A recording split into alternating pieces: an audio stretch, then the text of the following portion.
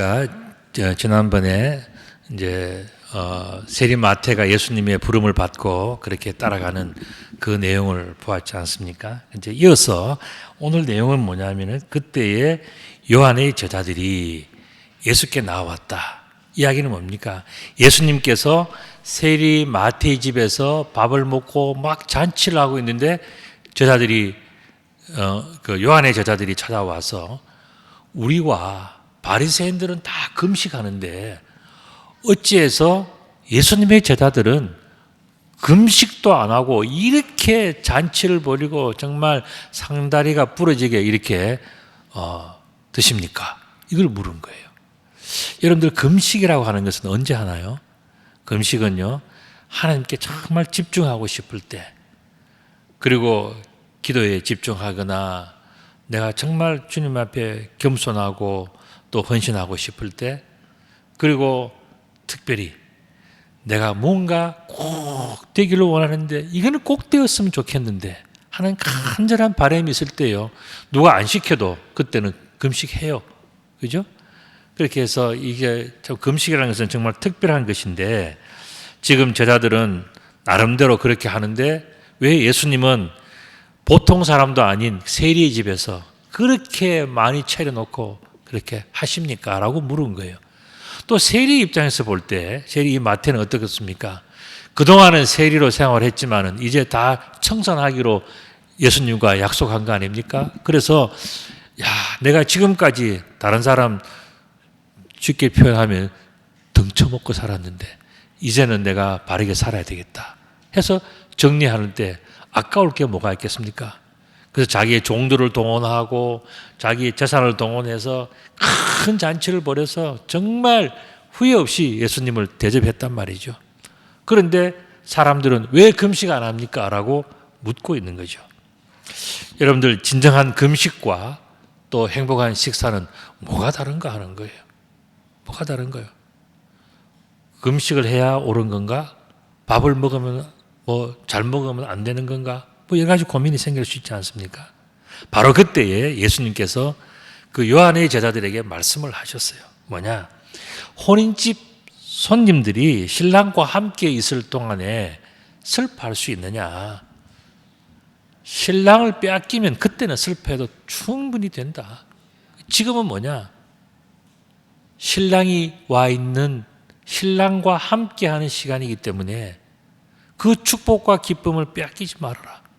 예수님 그 말씀하시는 거예요.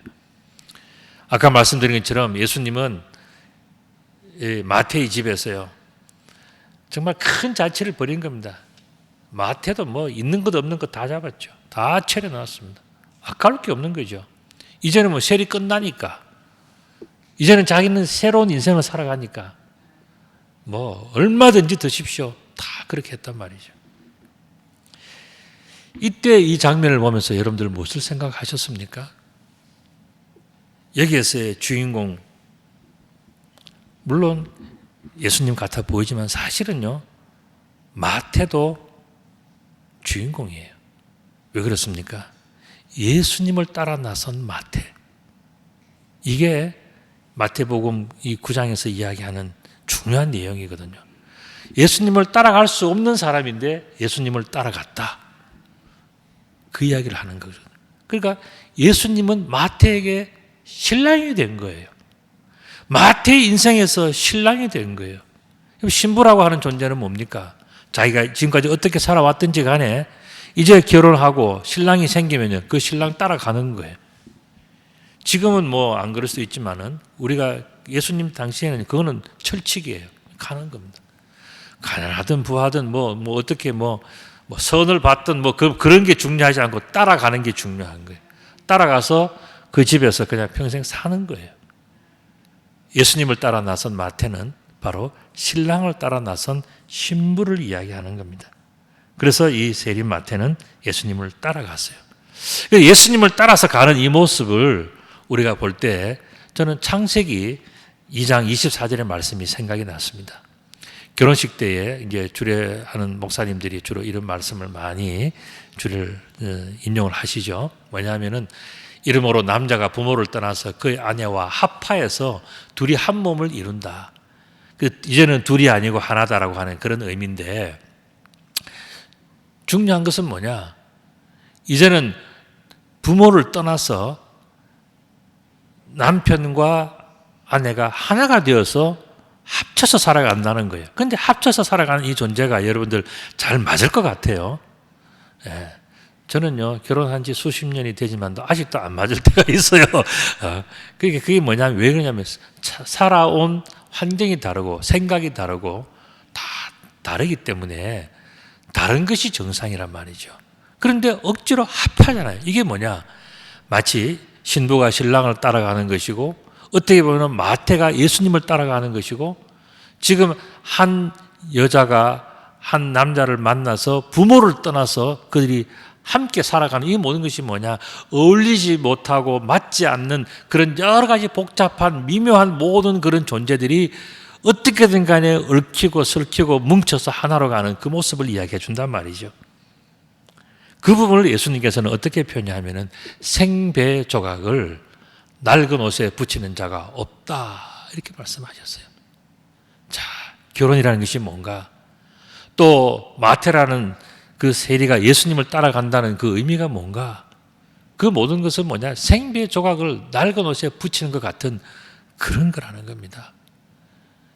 그래서 이렇게 처음에는 겉으로는 붙여놓고 뭐 합쳐놓고 뭐 이렇게 짜집게 해놨지만은, 그러나 멀쩡한 것 같지만은 비 좀 오고 햇빛 좀 나면은요 다 드러난다는 거예요. 처음에는 그저 뭐 멀끔하고 반듯한 것 같지만은 땀 좀 흘리고 비 맞으면요 다 쭈글쭈글해지고 이상해지는 거 다 티가 나는 것이, 그게 뭐냐? 억지로 붙여놓은 조각들이라는 것이죠. 저도 어릴 때 우리 양말 많이 기워서 신었습니다. 직접. 그 다음에 옷도 떨어지면은 이렇게 뭐 깊기도 하고, 또 뭐 주머니도 이 안에 만들고, 저는 이 안에 주머니를 참 좋아했어요. 그래서 내 옷에 주머니 만들어 달라 그래서 주머니 한대. 근데 그런 것들도 이게 비 좀 맞고 뭐 이러면은요 다 그냥 평소에는 잘 해놓은 것 같은데 햇빛 좀 보고 많이 심하게 보고 그다음에 그러면 이게 천이 틀어져요. 쭈글쭈글해지고 달라진단 말이죠. 이게 바로 생배 조각을 낡은 옷에 붙이는 그런 것인데, 이 그림을 제가 본문을 집어넣으니까 그림이 이렇게, 챗 GPT가 정말 훌륭한 그림을 만들어냈어요. 뿐만 아니라 새로운 포도주를 낡은 가죽 부대에 넣지 아니한다 말씀했습니다. 그렇게 하면 가죽 부대가 터져서 포도주도 쏟아지고 부대도 버리게 된다. 그러므로 새 포도주는 새 부대에 넣어야 된다 그랬습니다. 이것도 그림을 성경 본문을 넣으니까 그림이 이렇게 그려서 나와. 야, 참. 예수께서 이 말씀을 하실 때에 한 관리가 앞에 와서 절하며 이르되 내 딸이 방금 죽었습니다. 자, 지금 예수님은 무슨 얘기합니까? 생배 조각을 낡은 옷에 붙이는 자가 없다. 새 포도주를 낡은 가죽 부대에 넣지 아니한다 하고 뭔가 정말 새로운 것을 만들고 새로운 것을 펼쳐나가는 엄청난 이야기를 말씀하시는데, 이 관리라고 하는 사람, 이 사람은 아르콘이라고 하는 그런 헬라어인데, 이게 뭐냐면은 명령하는 자, 대빵 이런 뜻이에요. 지도자. 이 사람은 부족함이 없는 사람인데 지금 자기는 뭐냐? 너무너무 슬프다는 거예요. 왜 그런가? 내 사랑하는 딸이 죽었다는 거죠. 그래서 딸이 죽었기 때문에 이제 주님께서 오셔서 이 아이에게 손을 얹어 주십시오. 그러면 살겠습니다라고 하는 그런 고백을 하고 있어요. 왜 그랬을까? 참 이 안타까운 장면들을 보고 있지 않습니까? 그래서 이 관리는 바로 예수님에게 매어 달려서 그 이야기를 합니다. 이야기를 들었을 때에 예수님께서는 그래 가자 하고 이제 길을 가시는 거예요. 예수께서 일어나서 따라가시니까 제자들도 함께 가고 있습니다. 그런데 길거리에서 만나서는 안 될 사람, 서로 간에 이 사람들은 저는 만나면 안 되는 사람이에요. 왜 그런가? 이 여인은 12해 동안의 혈루증을 앓는 여인이었어요. 혈루증이 뭔지 아십니까? 피가 멈추지 않는 병이에요. 계속 몸에서 피가 흐르는 거예요. 이 혈루증 환자들은 그 혈루증이 있다는 것을 드러나는 순간에 무조건 사람들을 만나면 안 돼요. 사람들이 가까이 가서도 안 돼. 사람들이 오면은 오지 말라고 이야기를 해야 돼요. 이게 혈루증 환자의 정말 무거운 짐이 왜 그런가 하면은 혈루증은 죄다. 저 여인에게 죄가 있다. 저 여인은 벌을 받아서 저런 거다. 다 그렇게 이야기하기 때문에 죄인이 사람들 앞에 떳떳하게 나타날 수가 없는 거예요. 그래서 리스 하이마토스라고 하는 이 뜻이 뭐냐 하면은요, 피가 멈추지 않고 흐른다. 피가 흐른다는 그런 뜻입니다. 얼마나 힘들겠습니까? 모든 사람들이 저 여자는 틀려서, 저 여자는 안 돼, 저 여자는 죄인이야, 저 여자는 벌 받는 거야. 다 그렇게 이야기하고 있는데 이 여인 당사자의 마음은 어떻겠습니까? 내가 아무리 죄인이라도 나도 살고 싶고, 내가 아무리 나쁘다고 사람들이 손가락질하고 다 그렇게 하더라도 나도 사랑받고 싶고, 나도 하나님 앞에서 인정받고 싶고, 그런 것이 있지 않겠습니까? 그래서 모든 사람들이 너는 예수님 앞에 오지 마, 오지 마 하실 때에 이 여인이 생각한 방법이 뭔지 아십니까? 앞으로 오지 말라 그러면 뒤로 가지. 그래서 이 여인은 예수님의 뒤에 가서 예수님의 옷자락을 살짝 잡은 거예요. 모든 사람들은 너는 죄인이니까, 너는 더러운 여자니까, 너는 부정하니까 앞에 오지 마 하니까 이 여인이 얼마나 많이 생각하고 얼마나 많이 상처가 됐겠어요. 그런데 이 여인이 그 상처를 받고 끝났다면요, 이 여인은 위대한 여인이 아니에요. 성경에 어떻게 보면 기록되지도 못할 그런 사람이었을 거예요. 그러나 이 여인은요, 뒤로 돌아가서 예수님의 옷자락을 잡았어요. 내가 앞으로 설 수 없다면 내가 예수님 뒤에 가서라도 나는 낫고 싶습니다. 예수님 저를 고쳐주십시오. 예수님이 일생일대에 한번 이 마을에 지나가고 내 앞을 지나가시, 내가 그 기회를 놓치고 싶지 않습니다. 예수님 저를 축복해 주십시오. 이게 여인의 마음이었어요. 예수께서 돌이켜서 그를 보실 순간에 알아챘죠. 걱정이 많고 죄가 많고 사람들 앞에 나설 수 없는 여러 가지 모습들이 있는 여인이구나. 예수님은 금방 알았죠. 그런데 예수님께서는 아주 독특한 표현을 말씀하세요. 뭐냐면 내 믿음이 너를 구원하였다라고 말씀하셨어요. 이 여인은 뭐라? 나의 병을 치료해 주세요. 내가 사람들한테 부끄럽지 않게 해주세요. 뭐 이런 생각들을 가지고 있지 않겠습니까? 그게 가장 우선적으로 급한 그런 그 문제니까. 그런데 예수님은 뭐라고 말씀해요? 내 믿음이 너를 구원하였다. 여자가 그 즉시 구원을 받았다라고 마태는 적은 거예요. 왜 이 문제를 구원의 문제로 봤을까? 예수님은 왜 혈루증 여인에게 구원이라는 그런 말씀을 하셨을까 하는 질문을 우리가 생각해 볼 수 있어요. 아까 말씀드린 것처럼 이 여인은 종교적으로 부정한 사람이었어요. 레위기 15장에 보면은 피 흘리는 여자는 부정하기 때문에 사람들 앞에 나타나면 안 돼요. 문둥병자와 똑같은 그 정도의 취급을 받는 것이 이 혈루증입니다. 그리고 여러분들 이 사회적으로 격리가 되잖아요. 왜 하루 이틀이 아니고 어쩌다가 아니고 이 사람은요 1년 내내 피를 흘리고 다니니까 사람들이 저 여자는 피 흘린다. 저 여자에게는 죄가 있다. 저 여자는 죄값을 치르고 있다. 저렇게 마땅한 여자다. 뭐 온갖 이야기를 다 했지 않겠습니까? 그래도 이 여자의 입장에서 보면 어떠냐 하면은요, 내가 이렇게 되고 싶어서 이렇게 된 줄 아느냐. 나도 낫고 싶다. 그러니까 어떻게 하겠어요? 자기 재산을 가지고서 좋은 의사들 찾아가고 싶고, 좋은 약초 먹고 싶고, 좋은 치료 받고 싶지 않겠습니까? 그러다 보니까 다 돈은 소진하고요. 그 다음에 소진을 했는데 채울 방법이 없는 거예요. 왜 그렇습니까? 직장이 취업이 안 되잖아요. 피를 흘리고 있으니까. 그러니까 이 여인은 이렇게 저렇게 해서 가난해질 수밖에 없는 삶을 사니까요. 그 모습은 초라하고 또 병은 들어있으니까 초췌하고 마음은 위축되어 있고 그래서 자신의 모습을 생각하니까 내가 참 내 인생이 절망스럽다. 내가 어떻게 이렇게 됐을까? 다른 사람들이 보는 내 눈, 다른 사람이 보는 그런 눈, 손가락질, 내 마음이 다른 사람은 그냥 있는데 자기는 다 느끼고 있는 거예요. 더 크게 느끼는 거죠. 개인적으로 절망하면서 어떻게 하면 좋을까? 그 고민에 빠지는 거예요. 여러분들 이런 고민은요, 이 여인에만 있는 것 같습니까?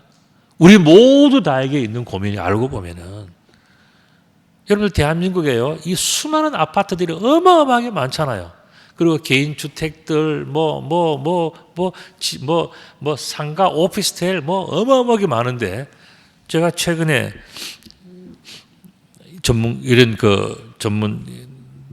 은행, 지점장한테 만나서 한번 들으니까 그 이야기를 하더라고요. 목사님, 이 수많은 집들 중에서 대출 안 받은 집이 없습니다. 그 이야기를 하는 거예요. 내가 그 이야기 딱 들으니까, 정말 그렇겠구나 하는 생각이 들어요. 개인 사람들마다 대출 안 받은 사람이 있습니까, 여러분들? 아마 우리나라에 5% 안 될 거예요. 아마 1%, 2%는 대출 없이 사는 사람들일 거고요. 나머지 사람들은 전부 다 이런 모양 저런 모양, 학자금 대출이든 부동산 대출이든 가게 대출이든 뭐든 간에 다 그걸 가지고서 정부도 마찬가지입니다. 우리나라 정부가 얼마나 빚이 많습니까? 어마어마하게 빚이 많아요. 그렇게 치면은요, 우리가 세상에서 어려운 문제들을 당할 때, 이게 전부 다 내 문제 같고 해결할 수 없는 문제 같고 다 절망하고 무너져 버리면요, 우리는 그걸로 끝나는 거예요. 그런데 우리가 어렵고 힘든 문제가 있을 때요, 우리들은 뭘 생각하느냐? 어려움은 있지만 이 어려움을 이겨내고 그 다음 문제를 어떻게 해결할 것인가? 어떻게 나아갈 것인가? 그 꿈이 있는 사람들은 인생이 달라지는 거예요. 그 때문에 이때가 참 중요한 거예요. 이 어려운 때, 이때가 뭐냐? 분수령이고 분기점이에요. 어려운 문제를 어떻게 바라보고 있느냐, 그 어떻게 바라보고 있느냐 하는 그 문제, 그 바라보는 눈빛에 따라서 우리 인생이 달라지는 거예요. 어떤 사람은 어렵기 때문에, 나는 이랬기 때문에, 나는 저랬기 때문에, 나는 12년 동안 혈루증을 앓고 있기 때문에, 사람들을 나를 만나주지 않기 때문에, 나는 죄인이기 때문에, 나는 더러운 여인이기 때문에, 나는 가난한 사람이기 때문에, 그렇게 다 하고 전부 다 부정적인 이유만 앞세우고 인생을 포기하는 사람은요, 그 사람은 자기의 믿음대로 그렇게 되어버리는 거예요. 그러나 이 여인은 어떻게 했습니까? 모든 사람들이 너는 틀렸다, 너는 병자다, 너는 죄인이다 다 할 때 이 여인은 어떻게 했습니까? 나는 앞에서 못 만나면 뒤에서 가지. 예수님의 손을 못 잡으면 나는 옷자락이라도 잡지. 나는 기어서라도 예수님 곁에 가고 싶다 하고 그 나왔던 이 여인의 믿음이 여러분 참 대단하지 않습니까? 이 혈루증 여인의 위대한 점은, 죄송합니다.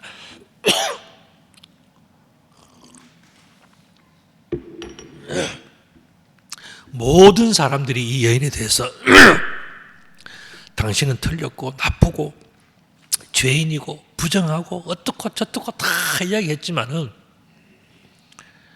그래서 결국 구원을 받을 수 없을 것이라고 이야기를 했지만 이 여인은 뭐라 그럽니까? 구원은 사람들의 말과 판단과 그 눈빛과 손가락질에 있지 않다. 구원은 여호와 하나님에게 그 결정권이 있기 때문에 나는 여호와께로 간다. 이게 이 여인의 믿음의 고백이었어요. 예수님이 그것을 보고 이 여인을 칭찬해 준 겁니다. 겉으로는 어렵고 참 인생이 힘들어 보이고 모든 것이 부정적이지만, 그러나 그 속에 긍정적인 마인드가 있고 사람들의 눈보다는 여호와의 눈빛을 더 의식하는 이 여인은 예수님으로부터 칭찬을 받을 수밖에 없었던 거예요. 그래서 예수님은 이렇게 칭찬하십니다. 딸아 안심해라, 내 믿음이 너를 구원하였다. 여자가 그 즉시 구원을 받았다라고 이야기를 했습니다. 이렇게 볼 때 이 여인은 어떻습니까? 비록 몸은 불편하였지만은 이 여인의 믿음은 오히려 다른 사람들보다도 엄청나게 훌륭했어요. 남들은요, 잘 먹고 잘 살고 다 사는데 조금 어려움이 있으면 그 작은 것 때문에요. 잠도 못 자고 일도 못 하고 밥도 못 먹고 다 그렇게 하는데 이 여인은 남들이 너는 틀려서 안 돼. 나오지 마. 뭐 하지 마. 끝났어. 뭐 온데 다 하더라도 아니야. 나는 아직도 걸을 수 있고 나는 들을 수 있고 예수님께 나아갈 수 있고 예수님이 혹시 나를 치유해 줄 수도 있고 다 그런 긍정적인 마인드를 가지고 있단 말이죠. 그러니까 이 여인은 참 훌륭한 여인이라는 것을 우리가 볼 수 있습니다. 그래서 예수님은 이 여인을 다 치유해 주셨어요. 그리고 난 다음에 예수님은 다시 그 원래 가던 그 관리 집으로 갑니다. 가보니까 피리 부는 자들과 떠드는 자들이 난리를 치고 있는 거예요. 그 집에 가니까. 이 이야기가 뭔지 아십니까? 저는 어릴 때 상가집에 가보니까 그런 장면이 있더라고요. 사람들이 막 그냥 저 어릴 때니까 가보니까 막 뭐 삼배 옷 입고 옛날에는요. 삼배 두건 쓰고 지팡이 잡고 그런 사람들이 이제 상가에 다 상주로 있잖아요. 근데 뭐 손님들이 오면은요, 뭐 술도 마시고 또 뭐 인사하고 뭐 다 하다가 누가 옵니다. 이제 문상 그때부터 막 또 울어. 그리고 또 보니까 또 가고 나니까 또 그냥 또 자기들끼리 또 뭐 저기 하더라고요. 이게 뭐냐? 피리 부는 자들과 떠드는 물이 바로 그거예요. 예수님 당시에도 그런 사람이 있어요. 뭐냐? 돈 받고 울어주고 돈 받고 피리 불어주는 슬퍼 애고하는 자들이 있었어요. 그 자들이 관리집이니까 얼마나 부잣집입니까? 거기 와가지고 돈 받고 자 손님 왔습니다. 그러면 그때부터 이제 울고 피리 불고 막 슬퍼하다가 이제 그 사람이 갔습니다. 그러면 이제 또 좀 쉬고 뭐 우리끼리 밥 먹고 놀고 하다가 뭐 그 직업적으로 그 일을 하는 사람이 바로 피리 부는 자들과 떠드는 자예요. 그 사람들을 보고 예수님께서 뭐 물러가라. 이 소녀가 죽은 것이 아니다. 잔다. 이렇게 하니까요. 이 사람들뿐만 아니라 모든 사람들이 예수님을 비웃는 거예요. 분명히 죽었는데 죽지 않으면 왜 저 아버지가 저 아빠가 왜 슬퍼하냐? 죽지 않았으면 왜 저 엄마와 가족들이 다 슬퍼하냐? 전부 다 그렇게 이야기를 하고 있을 때 예수님께서는 이 여인에 대해서 죽은 것이 아니다라고 말씀하셨어요. 모든 사람들이 끝났다, 죽었다, 희망이 없다, 안 된다, 다 그렇게 할 때 예수님은 뭐라 해요? 예수님은요, 아니다, 잔다라고 생각해요. 여러분들 네거티브 싱킹과 또 포지티브 싱킹은요 굉장히 큰 차이가 있어요. 이거는 로버트 슐러 목사님이 내가 신학대학원 1학년 때 그때 광림교에서 부흥 집회를 했는데 그때 그 말씀 하시더라고요. 제 마음속에 내 평생에 있는 말씀이에요. 우리들은 뭐냐? 네거티브 싱킹. 그러니까 이게 비판적인 사고를 하면 안 된다는 거예요. 아무리 어려움이 있더라도 긍정적으로 생각해요. 이게 포지티브 싱킹이거든요. 죽었다, 끝났다 하더라도 뭡니까? 아니다. 하나님은 하실 수 있다. 오늘 안 되면 내일 될 수 있다. 이 방법이 안 되면 저 방법으로 될 수 있다. 이것을 믿는 것이 뭐냐? 이게 포지티브 싱킹이에요. 예수님은 바로 그 자리에서 그것을 우리들에게 보여주신 거예요. 이미 죽은 것이나 다름이 없는 그 아이를 놓고 예수님께서는 참 불쌍하고 안타까운 마음으로 그에게 뭘 이야기했습니까? 구원을 선포하신 거예요. 죽은 것이 아니다. 잠시 슬퍼할 뿐이다. 이 슬픔 다음에는 구원이 있고 기쁨이 있고 행복이 있다. 그걸 미리 보여주신 거예요. 무리를 다 내보내신 후에 예수께서 들어가셔서 소녀의 손을 잡으심에 일어났다 그랬어요. 이 똑같은 내용이 마가복음에도 나옵니다. 마가복음 5장 41절에 보면 그 내용이 나오는데 그때에 예수님은 뭐라 하냐면 탈리타 쿰이라고 얘기했어요. 여러분 탈리타 쿰 할 때 이거는 뭐냐면은 헬라어가 아니고 이거는 뭐냐면은 사실은 아람어예요. 원어가. 예수님은 아람어를 썼는데 왜 아람어를 썼냐면 탈리타라고 하는 요 단어가 뭐냐면은 어린 양이라는 뜻이에요. 그러니까 예수님께서는 죽은 이 소녀에 대해서 예수님의 관점이 뭐냐면 나의 어린 양 어쩌다가 이렇게 죽게 되었느냐. 내가 어린 양을 얼마나 사랑하는지 아느냐. 내가 어린 양을 구원하기 위해서 이 땅에 온 내가 하나님의 대리자야. 내가 너에게 사랑을 베풀어 줄 거야. 그래서 그 마음으로 예수님께서는 뭐라고 말씀하면 탈리타쿰 어린 양아 일어나라 이야기를 하신 거예요. 우리 성경책에는 그냥 소녀야 일어나라 이렇게 되어 있지 않습니까? 사실 아람어로 우리가 이 내용을 본다면 뭐냐면 어린 양아 일어나라 이야기예요. 여러분들 어린 양은요, 예수님 보실 때 어린 양은 누구를 이야기했습니까? 병들고 인생에서 실패하고 12년 동안 피 흘리고 사람들 앞에서 고개 못 들고 인생에서 돈 없고 가난하고 힘들고 다 그래가지고 하나님 나는 왜 이렇게 지질이 힘들게 살아갑니까? 하는 그 사람들이 바로 어린 양들 아닙니까? 내가 너희들을 일으켜 줄 것이다. 내가 너희들을 세울 것이다. 내가 너를 축복할, 내가 바로 너와 같은 사람들을 위해서 내가 온 거야 라고 예수님께서 말씀하시는 것이 뭐냐? 탈리타쿰 어린 양들아 일어나라. 바로 그 말씀하신 거예요. 예수님은 바로 그렇게 해서 탈리타쿰 어린 양아 나의 사랑하는 어린 양아 일어나라. 내가 그것을 원한다 말씀하셨어요. 12년 동안 혈루증을 앓은 그 여인 그리고 죽었던 이 소녀 그리고 동네에 있던 수많은 비웃는 사람들과 많은 사람들 예수님 주위의 모든 사람들을 예수님은 다 돌아보면서 뭐라고 하죠? 어린 양들아 너희들이 인생이 힘들지? 내가 바로 너희 어린 양들을 위해서 내가 하나님께서 나를 보내신 거야 라고 예수님 말씀하시는 부분이 바로 이 탈리타쿰이라고 하는 이 내용 속에 들어있는 거예요. 모두 다가 우리들은 어떤 존재? 사실 우리 존재가 뭐냐? 낡은 돛 같은 존재예요. 서로 짜집게 해서 뭐 해놔도 맞지 않는 게 그게 거의 대부분이죠. 뭐 잘 맞는 겉으로는 다 잘 맞는 가족들이고 잘 맞는 부모 자식이고 잘 맞는 남편 아내지만 사실은요 알고 보면은요 안 맞는 게 훨씬 더 많아요. 왜 그렇습니까? 수십 년을 다르게 살아왔기 때문에 억지로 붙여놓은 거죠. 낡은 벽옷하고 그냥 생 벽옷하고 붙여놓은 거지. 그러니까 살아가는 게 힘든 거예요. 우리가 어떤 존재입니까? 낡은 가죽 부대라 그랬어요. 가죽 부대라고 하는 것은 헬라어로 아스코스라는 뜻, 가죽으로 만든 부대를 이야기하는 거예요. 저는 이 말을 아주 정확하게 이해를 할 기회가 있었어요. 그게 언제냐면은 제가 영락교에서 부목사 할 때는 하루 종일 신방을 합니다. 어마어마하게 신방을 많이 해요. 정말 새벽부터 밤까지 어떤 때는 그 다음날 새벽까지도 신방을 했습니다. 너무 많아가지고 중간에 뭐 입관도 하고 뭐 다 하고 또 가서 또 신방 그렇게 하니까 뭐 너무 힘들었죠. 그때 이제 지금은 핸드폰으로 이제 뭐 교육 신방하면 몇 월 며칠 몇 시에 어디서 만납시다 하고 가면서 핸드폰 어디까지 왔습니다 뭐 이렇게 해서 가잖아요. 옛날에는 핸드폰이 없어요. 어떻게 하면 지도 보고 찾아가는 그런 때거든. 내비게이션도 없어요. 그러면 그때는 어떻게 하냐면은 사전에 일반 전화로 전화를 해요.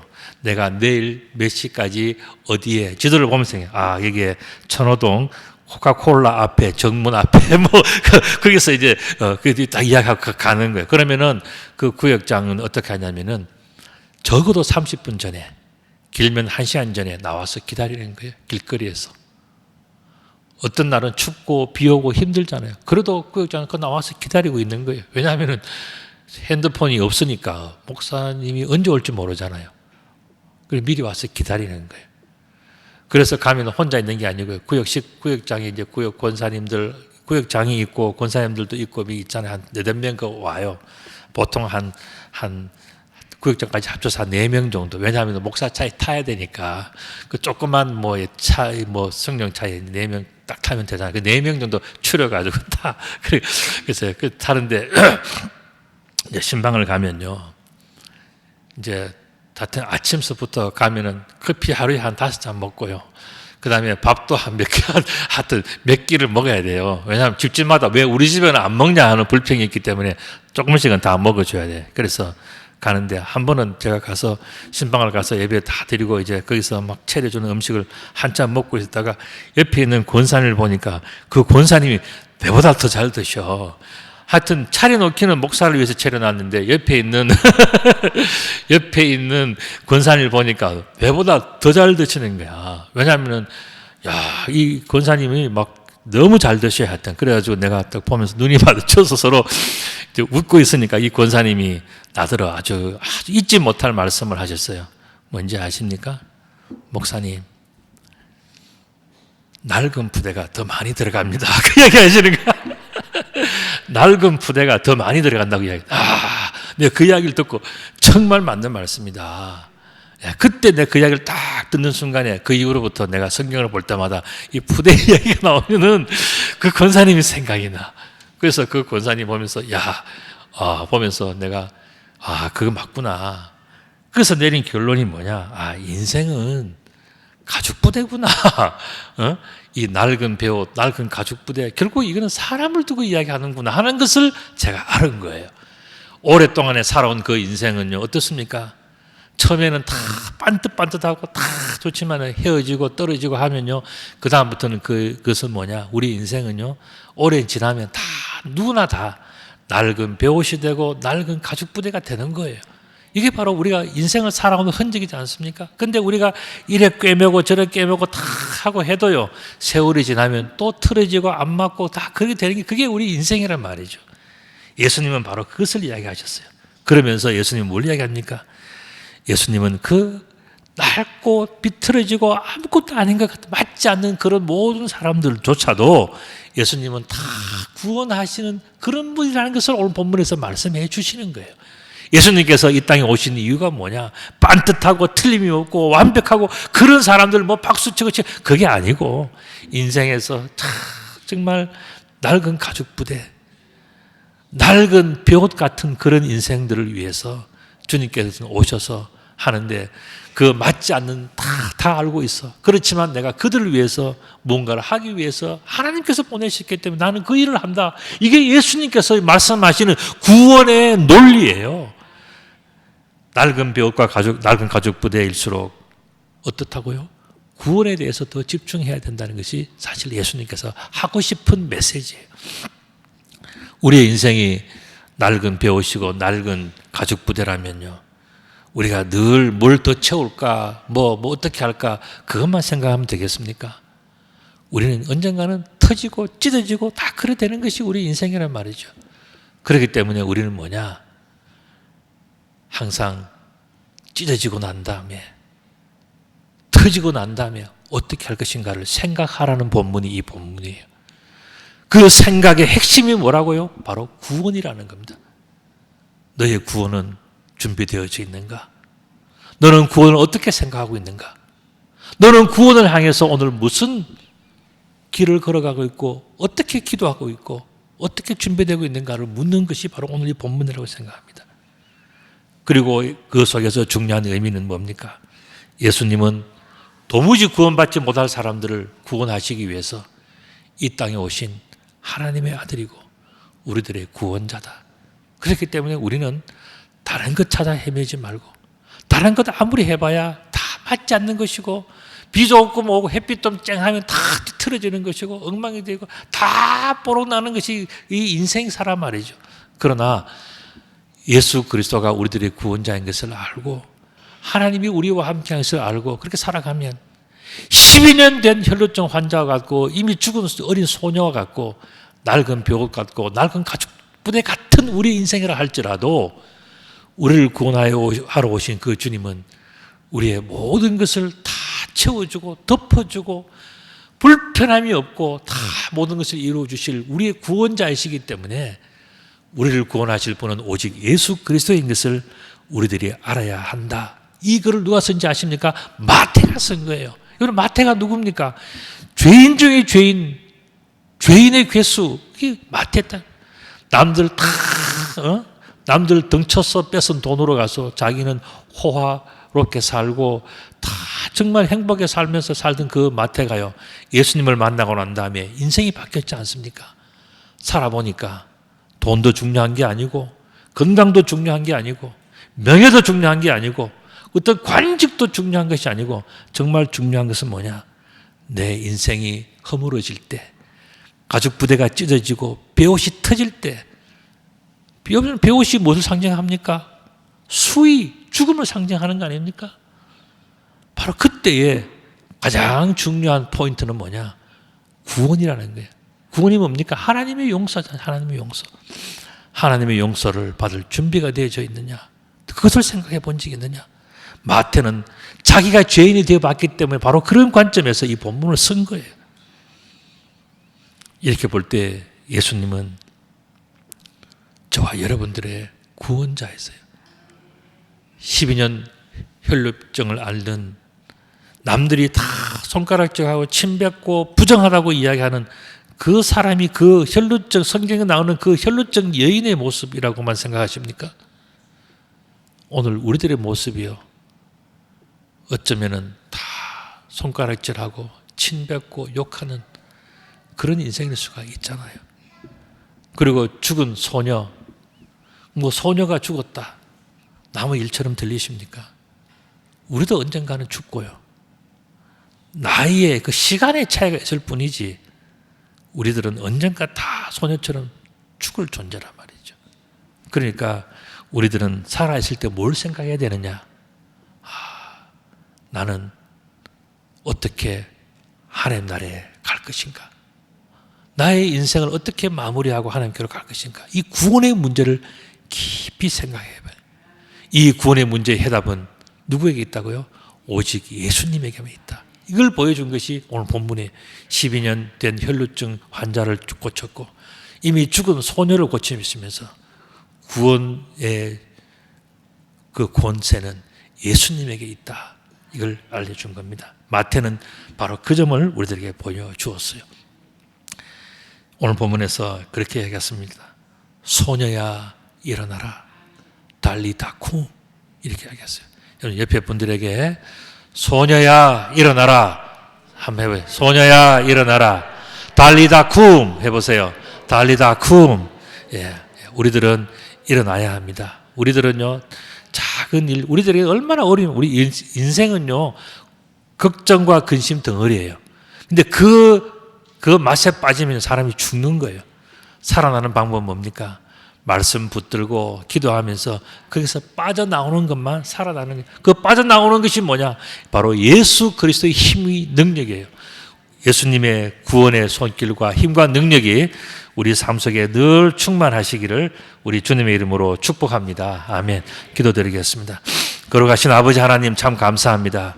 우리의 인생을 그냥 죽음의 자리에 던져두지 않으시고 다시 살리시고 일으키시는 것을 감사를 드립니다. 소망 있는 인생 되게 해주시고 구원의 확신이 넘치는 인생이 되게 해주셔서 이제는 더 이상 좌절하거나 슬퍼하지 않고 감사와 기쁨 속에서 구원을 찬미하고 나아가는 그러한 구원의 백성들이 다 되게 하여 주옵소서. 예수님 이름으로 기도드리옵나이다. 아멘.